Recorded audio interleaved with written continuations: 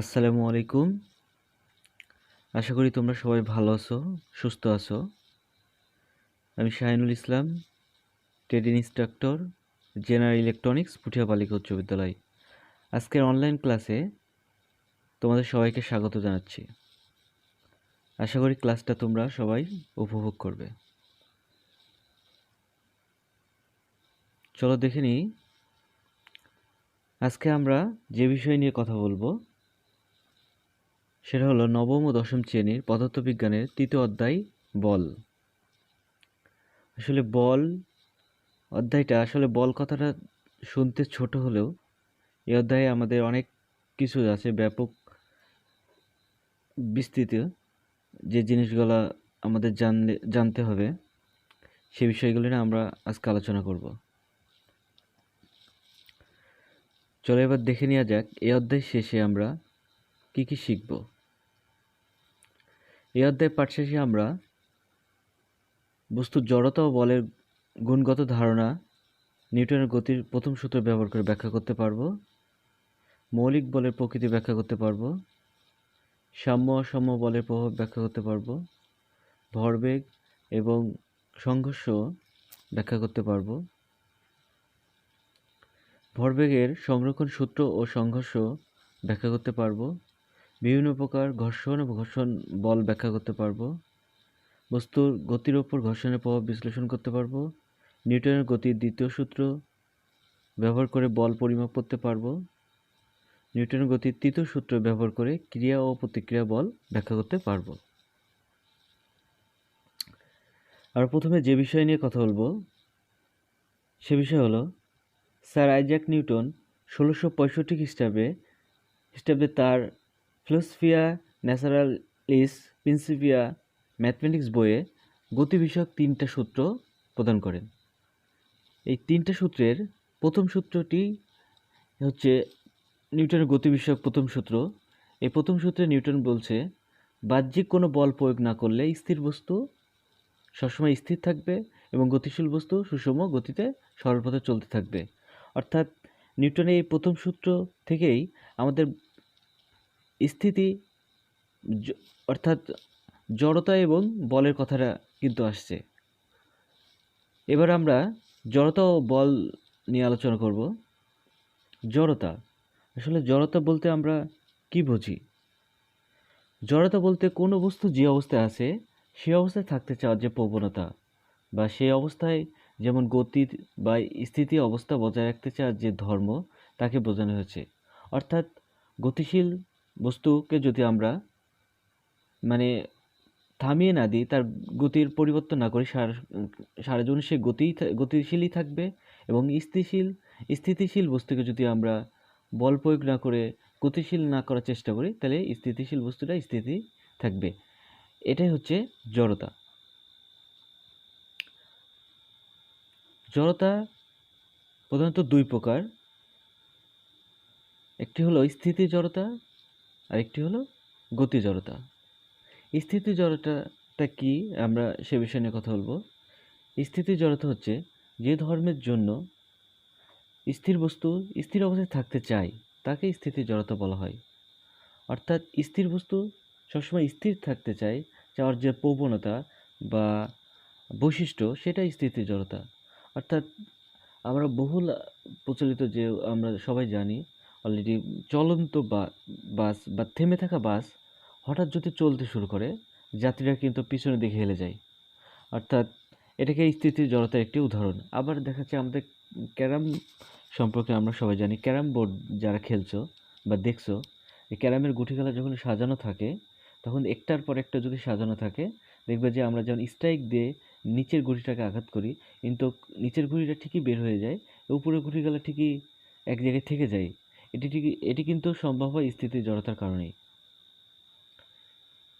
দেখো আমরা স্থিতি জড়তার একটা চিত্র দেখতে পাচ্ছি।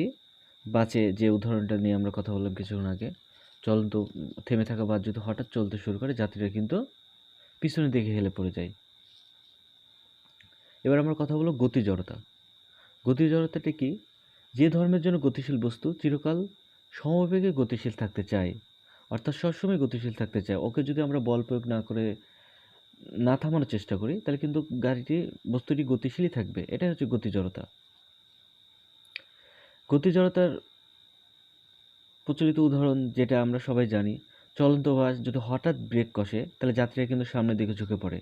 দেখো এখানে আমরা সেই গতি জড়তার একটা চিত্র দেখতে পাচ্ছি। চলন্ত বাসের যাত্রীরা দেখো সামনের দিকে অ্যারো চিহ্ন দিয়ে বোঝানো যায় সামনের দিকে যাত্রীরা ঝুঁকে পড়ছে। অর্থাৎ যখন গাড়িটি গতিশীল থাকে তার সাথে সাথে যাত্রীরাও কিন্তু গতিশীল হয়। যখন গাড়িটি চলতে চলতে যখন হঠাৎ ব্রেক কষে, ব্রেক কষার কারণে কিন্তু গাড়িটি থেমে যায়, কিন্তু যাত্রীদের যে উপরের অংশ যে যে সামনের দিকে ঝুঁকে পড়ে, কিন্তু সেই উপরের অংশকে তো আর থামানোর জন্য কিছু মানে প্রয়োগ করা হয় না, সেক্ষেত্রে তাই যাত্রীদের উপরের অংশটা কিন্তু সামনের দিকে ঝুঁকে পড়ে। এটাই হচ্ছে গতি জড়তার উদাহরণ। এবার আমরা কথা বলবো বল। যে অধ্যায় নিয়ে আমরা কথা বলবো আজকে সেটা হচ্ছে বল। এই বলটা আসলে কি? বল হচ্ছে ফোর্স হলো এমন একটি বাহ্যিক প্রভাব যা স্থির বস্তুর উপর ক্রিয়া করে স্থির বস্তুকে গতিশীল করে বা করতে চায়, বা গতিশীল বস্তুর উপর ক্রিয়া করে তার গতির পরিবর্তন করে বা করতে চায়, সেটা হলো বল। আমাদের দৈনন্দিন জীবনে দেখো আমরা বলের সাথে অনেক কিছুই জড়িত। অর্থাৎ আমরা যে কাজগুলা করি, কিছু কিছু যে কাজ করি সেগুলো কিন্তু বলের সাথেই জড়িত। আমরা দেখা যাচ্ছে কোনো কিছু যদি ধাক্কা দিই, এখানে কিন্তু বল প্রয়োগ করা লাগে। বা কোনো ভারী জিনিস দিয়ে ক্রেন দিয়ে যদি আমরা উঠানো নামানো চাই, এখানেও কিন্তু বল প্রয়োগ করা লাগে। তাই বল ছাড়া কিন্তু আমরা এগুলো করতে পারি না। বলের বলের প্রতীক, বলের একককে আমরা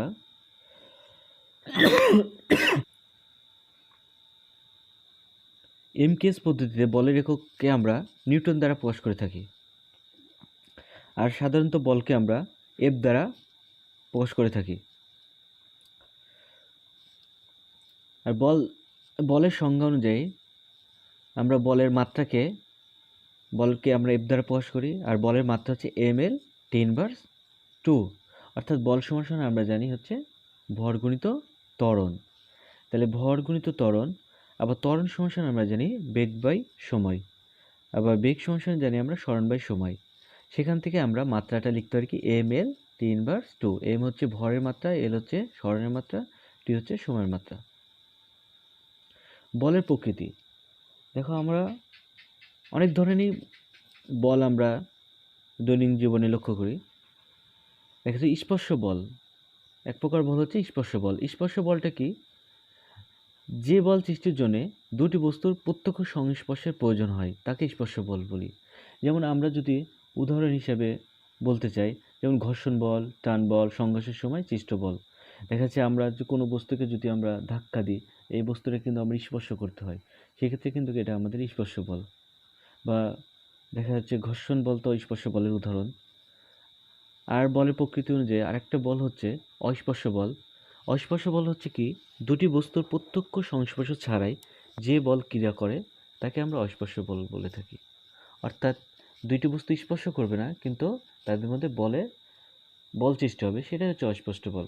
অস্পষ্ট বল হিসাবে আমাদের অনেক ধরনের বল থাকে, যেটা যেমন মহাকর্ষ বল, তাছাড়া যেগুলি মৌলিক বল সেগুলি কিন্তু আমাদের দেখা যাচ্ছে অস্পর্শ বল হিসেবে আমরা ধরে থাকি। মৌলিক বল হচ্ছে কি? যে বল বা যে সকল বল মূল বা স্বাধীন, অর্থাৎ যে সকল বল অন্য কোনো বল থেকে উৎপন্ন হয় না বা অন্য কোনো বলের কোনো রূপ নয় এবং অন্যান্য বলই এই বলের কোনো না কোনো রূপে প্রকাশ, তাদেরকেই মৌলিক বল বলা হয়। অর্থাৎ মৌলিক বল দেখো কোনো বলের উপর কিন্তু ডিপেন্ড করে না। দেখা যাচ্ছে ওই অন্যান্য বলই মৌলিক বলের উপর কিন্তু ডিপেন্ড করে। তাহলে মৌলিক বল অনেক 4 ধরনের আছে। একটা হচ্ছে মহাকর্ষ বল, একটা হচ্ছে তড়িৎ চুম্বক বল, একটা হচ্ছে দুর্বল নিউক্লিয় বল, একটা হচ্ছে সবল নিউক্লিয় বল। দেখো মহাকর্ষ বল আমরা জানি পৃথিবীও, যে আমরা একটি বস্তুকে যদি উপরের দিকে ছুঁড়ে দিই, এই বস্তুটা কিন্তু দেখো নিচের দিকে পড়ে আসে। এটা কিসের কারণে? মহাকর্ষ বলের কারণেই কিন্তু এই ঘটনাটি ঘটে। তড়িৎ চুম্বক বল হচ্ছে দুইটা চুম্বক পদ্ধতিকে যদি আমরা কখনো সংস্পর্শে নিয়ে আসি, দেখবা যে ওদের মধ্যে বিকর্ষণ বল, দুই মেরু যদি সেম মেরু হয় কিন্তু বিকর্ষণ বল কাজ করে, বা চুম্বকের সঙ্গে বা একটা লোহা জাতীয় বা চুম্বক পদার্থ যদি আমরা আকর্ষণ বল কাজ করে। তারপর দেখা যাচ্ছে চিরুনি দিয়ে আমরা যখন চুল চিরুনি করি, দেখবে চুল চিরুনি করার পর যে কাগজের টুকরাকে যদি চিরুনির সাথে লাগাই, দেখবা যে কাগজের টুকরোগুলা চিরুনির সাথে উঠে আসছে। এখানেও যে বলটা কাজ করে এটা হচ্ছে চুম্বক বল। দুর্বল নিউক্লিয় বল কি? দুর্বল নিউক্লিয় বল হচ্ছে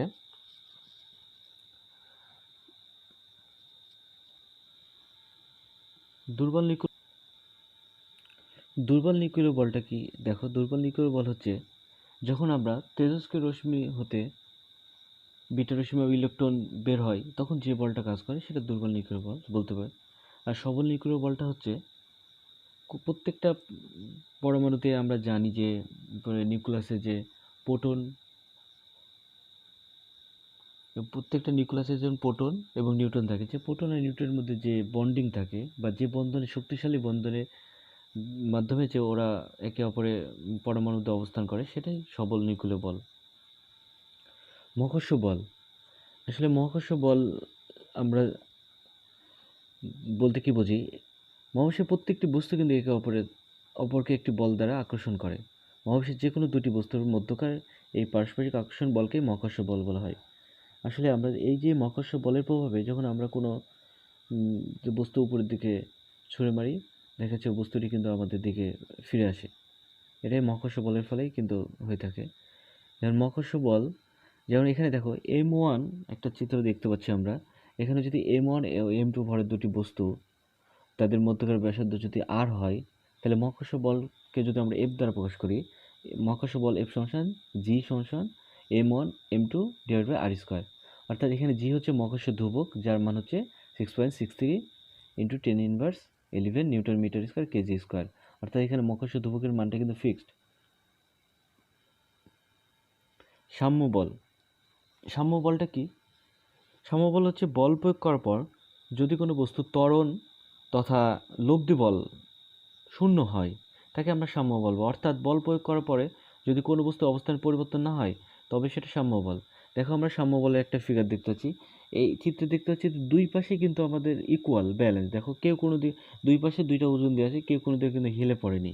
এটাকে এই জন্য আমরা এটাকে সাম্য বল বলতে পারি। অসাম্য বল হচ্ছে কি?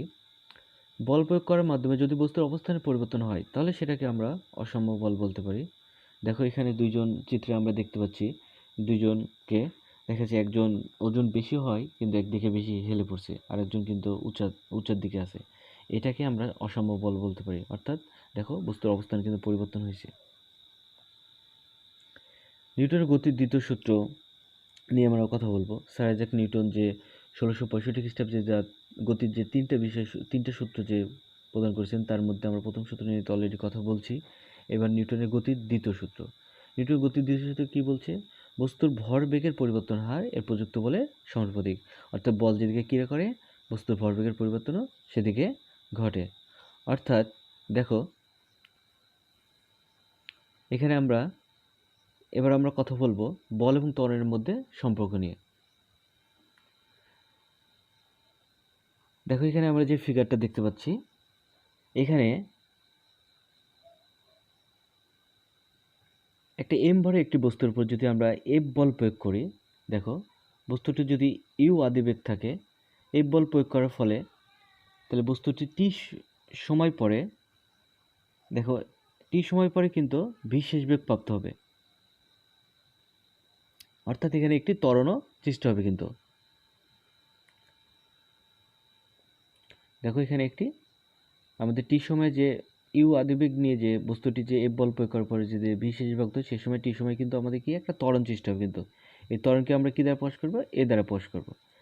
এখন দেখো,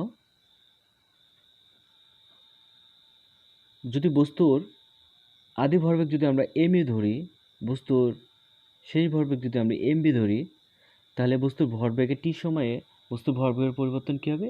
M V minus M U. আবার যদি আমরা বস্তুর ভরবেগের পরিবর্তন হার, তাহলে কী হবে? একক সময়ে যদি বস্তুর ভরবেগের যে পরিবর্তন হবে সেই পরিবর্তন হারটাকে যদি আমরা M V minus M U, U এটা আদিবেগ, ডিভাইড বাই টি দ্বারা প্রকাশ করি,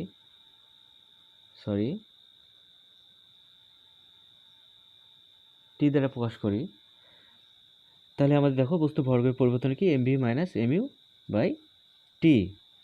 তাহলে এখান থেকে আমরা এম যদি আমরা কমন নিয়ে নিই, দেখো আমরা এমকে যদি কমন নিয়ে নিই তাহলে আমরা কি লিখতে পারি V minus U by T, sorry আবার ভুল হয়েছে, V minus U by T. তাহলে আমরা জানি ত্বরণের সংজ্ঞা অনুযায়ী ভি মাইনাস ইউ বাই টিকে আমরা কি বলতে পারি, বেগ বৃদ্ধির হারকে কিন্তু ত্বরণ বলা হয়। অর্থাৎ ভি মাইনাস ইউ সমান আমরা কিন্তু V minus U divide by T সমান কিন্তু ত্বরণ লিখতে পারি, অর্থাৎ এম এ লিখতে পারি কিন্তু আমরা, ঠিক আছে। তাহলে এবার দেখো বস্তুর ভরবেগের, তাহলে আমরা এবার নিউটনের গতির দ্বিতীয় সূত্র অনুসারে আমরা কি বস্তুর ভরবেগের পরিবর্তন হার এর ওপর প্রযুক্ত বলের সমানুপাতিক। অর্থাৎ নিউটনের গতির দ্বিতীয় সূত্র অনুসারে আমরা কি লিখতে পারি, তাহলে এফ, তাহলে লিখতে পারি আমরা এফ সমানুপাতিক এম এ লিখতে পারি আমরা। দেখো এখানে এফ সমানুপাতিক আমরা এম এ আমরা লিখতে পারি। তাহলে এবার দেখো,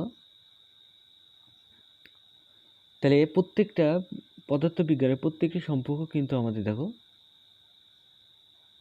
সম্পর্ক স্থাপনের জন্য কিন্তু একটা ধ্রুবক ইউজ করি আমরা। দেখুন এই সমানুপাতিক সমান আমরা তাহলে কি লিখতে পারি, এখানে আমরা একটা ধ্রুবক নিব যার নাম হচ্ছে কে, কে সমান এম এ, অর্থাৎ কে এখানে একটি সমানুপাতিক ধ্রুবক। আমি আগেই বলছি প্রত্যেকটা সম্পর্ক স্থাপনের জন্য আমরা একটা ধ্রুবক ব্যবহার করে থাকি। এখন যদি বল যদি হয় 1 নিউটন, বল যদি হয় 1 নিউটন এবং বস্তুর ভর যদি হয় 1 কেজি এবং বস্তুর ত্বরণ যদি হয় 1 metre inverse second, metre per second square, তাহলে আমরা কে সমান কি লিখতে পারি, আমরা কে সমান কিন্তু আমরা 1 লিখতে পারি, কে সমান তখন আমরা 1 লিখতে পারি।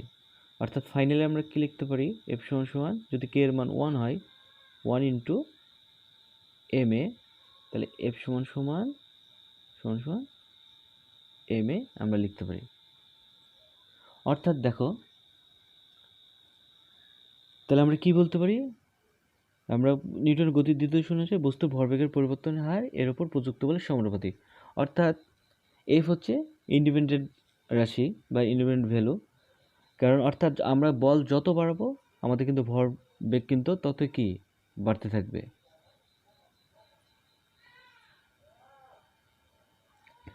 এবার আমরা যে বিষয় নিয়ে কথা বলবো সেটা হচ্ছে ভরবেগ।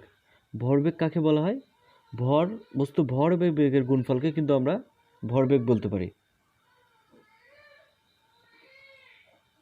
এম হয়, বেগ যদি ভি হয়, তাহলে ভরবেগ সমান আমরা কি লিখতে পারি, ভরবেগকে আমরা পি দ্বারা প্রকাশ করি, ভরবেগ পি সমান আমরা এম ভি লিখতে পারি। তাহলে আগে আমরা বলছি বস্তু ভর এবং বেগের গুণফলকে ভরবেগ বলা হয়। তাহলে ভরবেগ সমান কি, ভর এবং বেগ, বেগ সমান আমরা কি জানি, সরণ বাই সময়। অর্থাৎ এই সংজ্ঞা অনুযায়ী তাহলে আমরা ভরবেগের মাত্রা কি লিখতে পারি, এম এল টি ইনভার্স 1। আর ভরবেগের হচ্ছে কি, যেহেতু ভরবেগটা হচ্ছে ভর বেগের গুণফল, তাহলে ভরের একক হচ্ছে আমরা জানি কেজি আর বেগের মিটার পার সেকেন্ড, অর্থাৎ ভরবেগের হচ্ছে কেজি মিটার পার। এবার আমরা নিউটনের গতির তৃতীয় সূত্র নিয়ে কথা বলবো। স্যার আইজ্যাক নিউটন গতির তৃতীয় সূত্রে কি বলছেন, তিনি বলছেন যে প্রত্যেক ক্রিয়ারই একটি সমান বা বিপরীত প্রতিক্রিয়া আছে। অর্থাৎ আর এখানে দুইটা বল কাজ করে, একটা ক্রিয়া বল আর একটা হচ্ছে প্রতিক্রিয়া বল। দেখো ক্রিয়া বল যদি আমরা F1 ধরি, প্রতিক্রিয়া বল যদি F ধরি, তাহলে তার বড় বিপরীত, তার জন্য F1 সমান মাইনাস F2 আমরা লিখতে পারি। এখানে আমরা একটা ফিগার দেখতে পাচ্ছি, এখানে দুইটা বল দেখানো হয়েছে, একটা ক্রিয়া বল একটা প্রতিক্রিয়া বল, অর্থাৎ দুইটার কি বিপরীত। আবার এখানে আমরা যখন মানে হাঁটি তখন আমরা যে মাটিতে যে একটা ফোর্স মানে একটা বল প্রয়োগ করি, মাটি কিন্তু আমাদের সেম বিপরীত দিক থেকে আর একটা কিন্তু বল প্রয়োগ করে।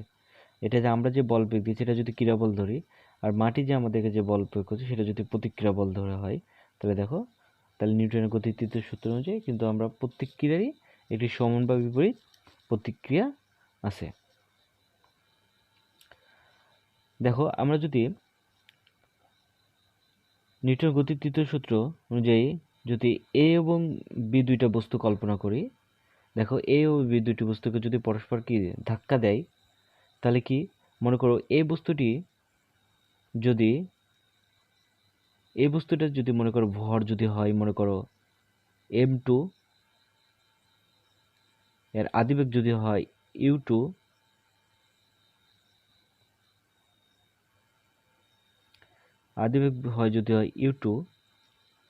আর বি বস্তুটি ভর যদি হয় m1, আদিবেগ যদি হয় u1, তাহলে মনে করো তারা এর পরস্পর যখন ধাক্কা দিবে, তখন ধাক্কা দেওয়ার পরে বস্তু দুইটি কিন্তু কি বিপরীত দিকে যাবে। তখন এই বস্তুটার যদি বেগ হয় সেই v1 এবং এই বস্তুটার যদি বেগ হয় v2, তাহলে নিউটনের গতির তৃতীয় সূত্র অনুযায়ী আমরা কি লিখতে পারি f2 মাইনাস f1, অর্থাৎ প্রত্যেক ক্রিয়ারই সমান বা বিপরীত প্রতিক্রিয়া আছে। তাহলে এখান থেকে আমরা কি লিখতে পারি, তাহলে f সমান আমরা কি জানি বল সমান কি ভর গুণিত ত্বরণ। যদি ভর যদি হয় m2, ত্বরণ যদি হয় a2, তাহলে আমরা f1 এর যদি ভর যদি হয় m1, ত্বরণ যদি হয় a1, তাহলে কি হবে এখানে একটা কিন্তু মাইনাস হবে, তাহলে m2 a2 সমান মাইনাস m1 a1 আমরা লিখতে পারি। তাহলে দেখো, তাহলে আমরা জানি ত্বরণ সমান কি জানি আমরা বেগ বৃদ্ধির হারকে ত্বরণ বলা হয়। তাহলে m1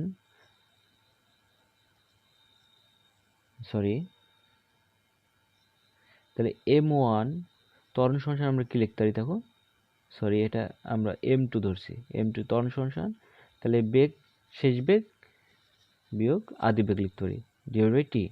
তাহলে v2 minus u2 divide by T সমান মাইনাস m1 সমান আমরা লিখতে পারি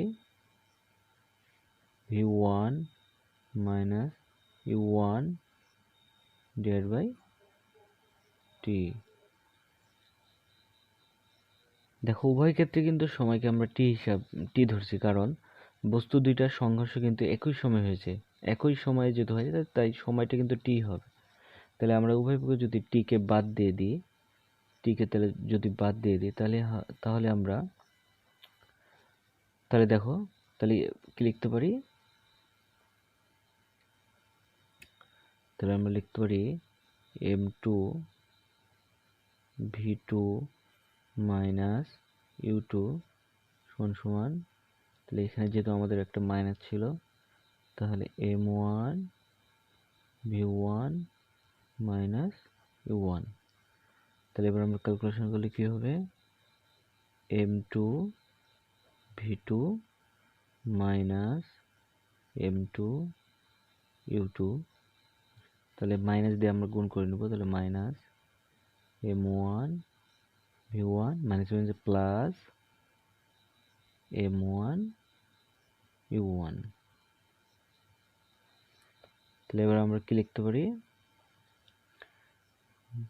তাহলে এখানে ছিল আমাদের m2 v2, তাহলে এই পাশ থেকে আমরা m1 v1 কে যদি মাইনাস m1 v1 হলে এই পাশে কি হবে প্লাস m1 v1, আর এই পাশে ছিল আমাদের কি m1 u1, আর এই পাশ থেকে মাইনাস m2 u2 এই পাশে নিয়ে গেলে হবে m2 u2। অর্থাৎ আমরা কি লিখতে পারি, সাথে যদি লিখি তাহলে লিখতে পারি m1 u1 plus m2 u2 m1 u1 plus m2 v2।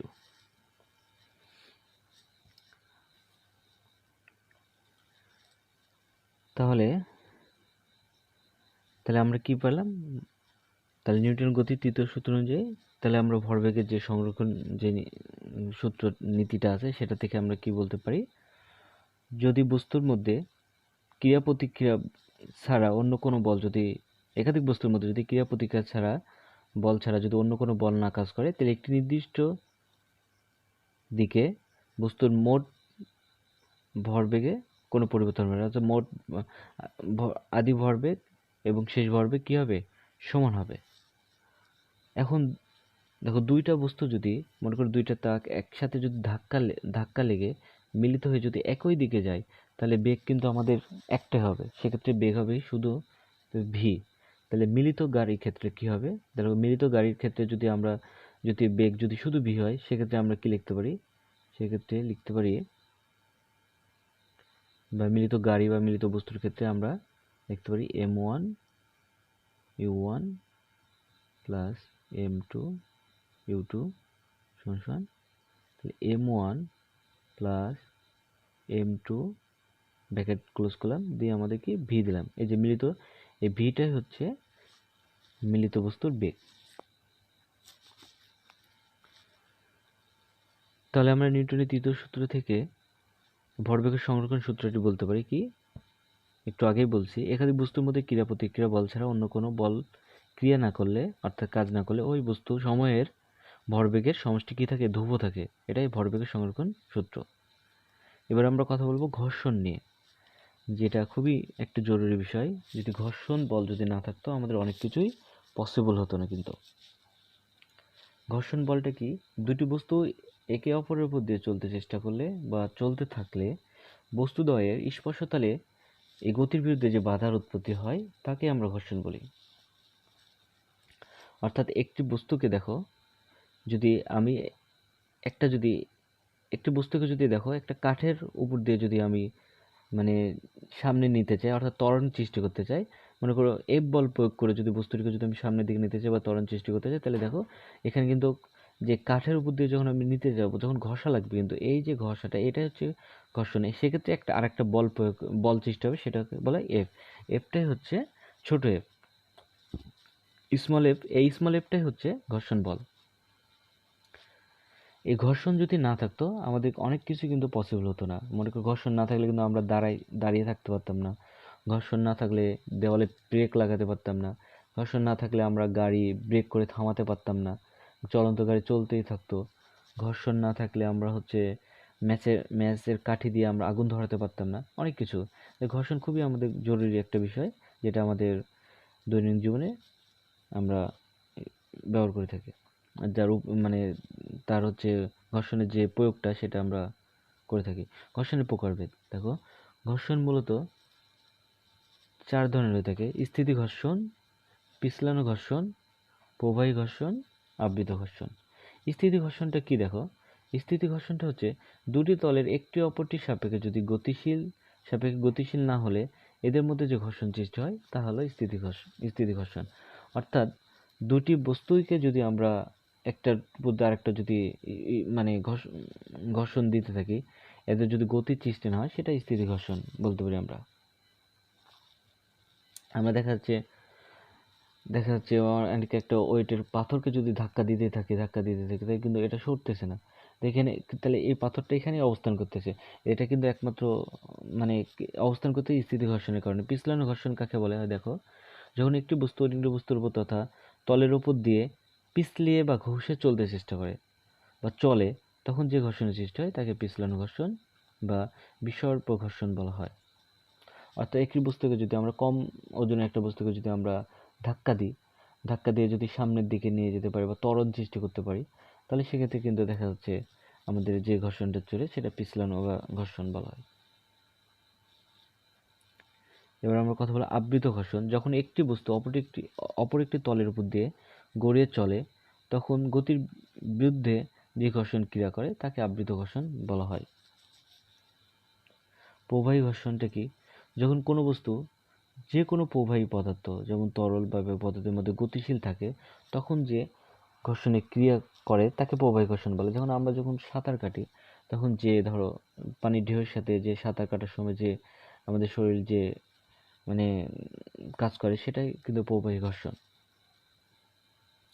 তো গতির উপর ঘর্ষণের প্রভাব দেখো, ঘর্ষণ যদি না থাকতো, তাহলে আমাদের যে গতির কি প্রভাব পড়তো, তাহলে দেখো টায়ারের পৃষ্ঠ, আমি দেখো যখন প্রত্যেকটা গাড়ি যে টায়ার তোমরা লক্ষ্য করবা, টায়ার যখন বানানো হয় কিন্তু মানে স্মুথলি বানানো হয় না, কিন্তু খাঁজকাটা খাঁজকাটা থাকে।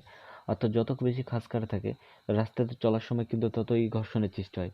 আর এই ঘর্ষণ যত সৃষ্টি হবে কিন্তু তার গতিটা কিন্তু তত কি ভালো হবে। যদি এই খাঁজকাটা না থাকতো, প্লেন থাকতো, দেখা যাচ্ছে গাড়িকে ব্রেক করে দেখা যাচ্ছে থামানো যেত না, বা ঘর্ষণ তৈরি না করলে কিন্তু গাড়িকে থামানো যেত না। চলতে যখন একজন থামাইতে গেলে দেখা যাচ্ছে ব্রেক করছে, দেখা যাচ্ছে হাফ কিলো চলে যায়, গাড়ি থামছে, এরকম হতো। তারপরে কি রাস্তার মিশ্রণতা, রাস্তা ঠিক দেখবে, রাস্তা একবারে যদি প্লেন করে বানানো হয় কিন্তু এখানে তাহলে কোনো ঘর্ষণ সৃষ্টি হতো না। আর সেক্ষেত্রে ঘর্ষণ যদি না সৃষ্টি হতো তাহলে কিন্তু গাড়ি দেখা যাচ্ছে মানে পিছলাই পড়ে যেত, বা দেখা যাচ্ছে গতিশীল গাড়িকে থামানো যেত না। একই সেম ঘটনা ঘটতো, তাকে থামাইতে ব্রেক মানে করছে, গাড়ি রাস্তার মিশ্রণতার জন্য দেখা যাচ্ছে গাড়ি অনেক দূরে যাই থামতেছে, তার জন্য রাস্তাকে মিশ্রণভাবে তৈরি করা হয় না অবশ্য। গতি নিয়ন্ত্রণ বা দেখা যাচ্ছে ব্রেকিং বল, দেখা যাচ্ছে ঘর্ষণ যদি না থাকতো দেখা যাচ্ছে এই কিন্তু আমাদের গাড়ি, চলন্ত গাড়িকে দেখা যাচ্ছে আমরা ব্রেক করে কিন্তু থামাতে পারতাম না। অর্থাৎ চলন্ত গাড়িকে ব্রেক করে থামাতে অবশ্যই ঘর্ষণ বল লাগবে। যখন আমরা ব্রেক করি তখন যে গাড়ির চাকা আর রাস্তার সাথে যে যে বলটা কাজ করে সেটাই ঘর্ষণ বল। এই ঘর্ষণ বলের ফলে আমরা গাড়িকে ব্রেক করে থামাতে পারি। সো আজকে যে কথা বললাম যে বিষয়গুলো নিয়ে, আশা করি তোমরা বুঝতে পারবে, বা ভিডিওটি যদি ভালো করে দেখে থাকো তাহলে আশা করি বুঝতে পারবে। যদি বুঝে থাকো তাহলে আমরা এই অধ্যায়ের পরে একটা বাড়ির কাজ দিতে চাই। সেটা হচ্ছে নিউটনের গতির দ্বিতীয় সূত্রকে বল পরিমাপ সূত্র বলা হয় কেন, ব্যাখ্যা করো। দেখা যাচ্ছে আরও অনেক কিছু আছে যেটা তোমরা স্টাডি করবা, পড়াশোনা করবা। দেখা যাচ্ছে কিন্তু এই সলিউশনটা তোমরা হচ্ছে বাসায় প্র্যাকটিস করবা। সো আজকে এই পর্যন্তই। আশা করি সবাই ক্লাসটি উপভোগ করছো, সবার ভালো লাগছে।